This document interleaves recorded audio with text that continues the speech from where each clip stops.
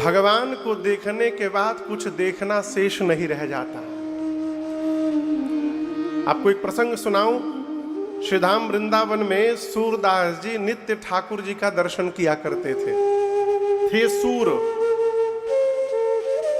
एक बार किसी ने पूछा कि आपको तो दिखाई नहीं देता, आप मंदिर क्या करने जाते हैं?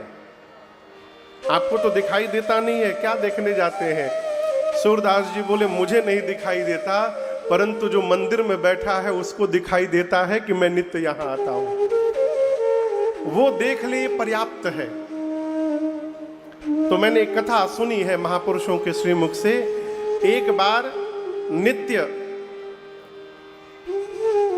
ठाकुर जी मैया के साथ रात्रि में मंदिर से निकल करके और रास खेलने जाते हैं धाम में, वृंदावन में। तो एक रात्रि ठाकुर जी मां के साथ जैसे निकले मंदिर से, मंदिर के बाहर सूरदास जी थे और उन्होंने मां के श्री चरण को पकड़ लिया।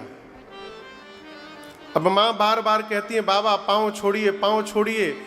सूरदास जी बोले, कैसे तो पकड़ में आया है और आप कहती है छोड़ दो। मैं नहीं छोड़ने वाला। जब बहुत कहने पर भी सूरदास जी ने पांव नहीं छोड़ा, तब कन्हैया ने पूछा, आप चाहते क्या हैं? सूरदास जी ने कहा, नाथ मैं प्रत्यक्ष रूप से इस युगल स्वरूप का दर्शन करना चाहता हूं। तब भगवान श्री कृष्ण ने उसी क्षण सूरदास जी को दिव्य दृष्टि प्रदान की और जिन आंखों में रोशनी नहीं थी वो आंखें देखने लगी। श्री सूरदास जी ने खूब दर्शन किया ठाकुर जी का और मैया का। अब जब भगवान जाने लगे तो सूरदास जी दौड़कर फिर अब कन्हैया का पांव पकड़ लिए।